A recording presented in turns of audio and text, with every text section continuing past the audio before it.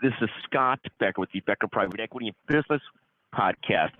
Today's discussion is 15 key concepts in building a business. Before we get started, I'll note two things.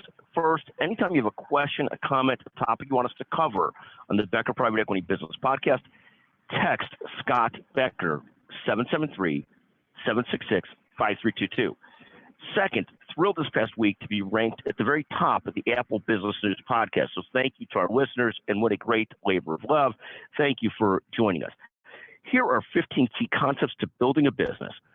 So in business, we constantly come back to three overall concepts that are front and center for these 15 key concepts.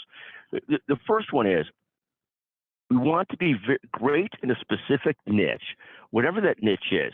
The go-to place for information for healthcare system leaders, the go-to place for clients completing healthcare transactions, whatever the niche is. And that's obviously just, those are obviously two niches that I ended up exploring and digging into as Becker's Healthcare and McGuire Woods.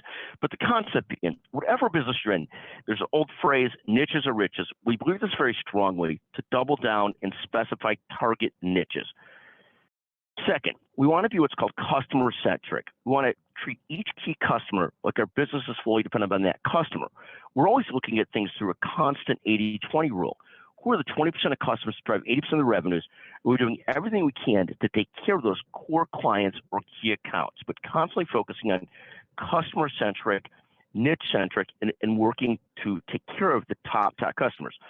Third, we want to build great teams and leaders, and they'll spend a huge amount of time cultivating, again, great leaders and great leadership teams and building out great teams. So those are the three core concepts that overlay everything: niche-centric, customer-centric, and team and people-centric. Again, so of the 15 key concepts, I'll start with those three: niche-centric, customer-centric, people, and team-centric. Then I'll move on to the next 12 concepts. The fourth concept is product market fit. Someone said brilliantly the other day in a post that you're not trying to figure out a product to sell to a customer. You're trying to find out a product that a customer needs or wants. And very different.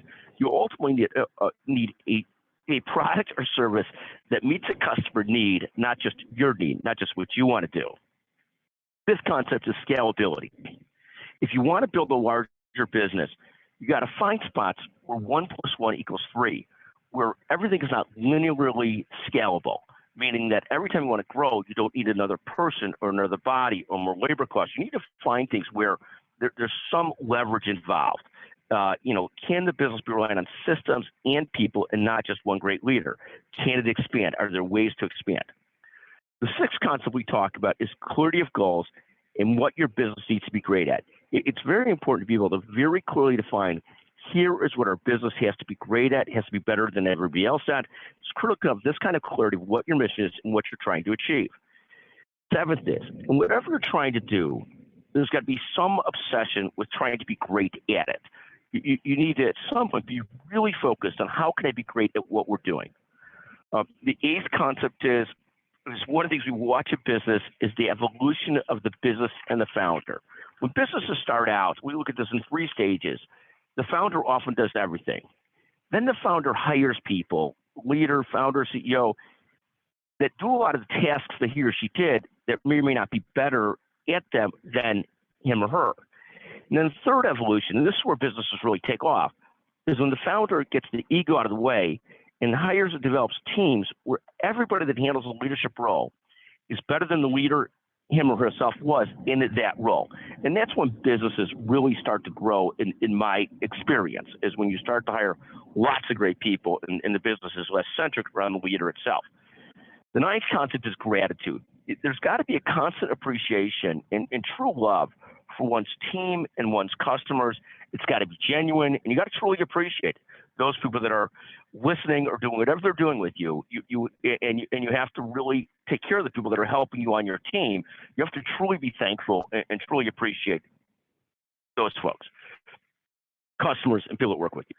10th is know your own business. The best leaders that I work with really know the ins and outs of their own business and their own company, their own area. You'd be surprised how many people do know this and how many people don't know this. But people that really know their own business. I remember one time talking about a surgery center leader, someone would say he knows when a 2x4 falls at his surgery center 300 miles away. And again, you don't have to always be a micromanager, but you better know your own business, where the revenues, the customers are coming from, profits are coming from, who your best people are, and a lot more. 11th, you have to have a clear plan and also be open to pivots. This could be a great challenge for leaders and for businesses. You absolutely have to have clarity of goals, and here's what we're trying to accomplish. You have to dig into that enough to really understand the business, and then you have to be able to pivot when you need to pivot. You have to be so close to your business that you can also understand where those pivots and changes are needed.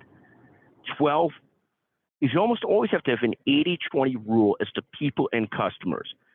So you want to spend a huge amount of your time taking care of the 20% of your customers to drive 80% of your revenues. You want to spend a huge amount of time on the 20% of your people that are obviously critical to your success. That's the 80-20 rule as to people and customers.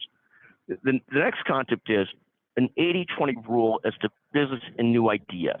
You want to spend 80% of your time and sort of what drives your business. Where are revenues and sales coming from? Then you want to spend 20% of your time on other areas, exploring new areas, trying to grow new areas. And so those are the concepts, two different 80-20 concepts. One is spending 80% of your time on the 20% of your best customers and best leaders. The second is spending 80% of your time on your core business and 20% looking at new ideas. The 14th concept is great businesses are built on great systems and great ideas. You need both. A very small business can grow on the energy of the founder. A great business is great systems and great people and great ideas, sort of this mix of everything. Finally, 15th, great businesses know their core competencies. They know what they're great at, they double down on what they're great at, and they keep on doubling down on what they're great at, and they often outsource everything that they don't have to have as core competencies. I tend to love this way of building a business and managing a business, is we really know, here's what we have to be great at, and everything else we try and outsource, have somebody else deal with. Thank you for listening to this version of the Becker Private Equity Business Podcast. Again, 15 core concepts to building a business. And if anybody has comments and questions on it, please feel free, of course, as always, to text Scott Becker at 773-766-5322. Thank you very much.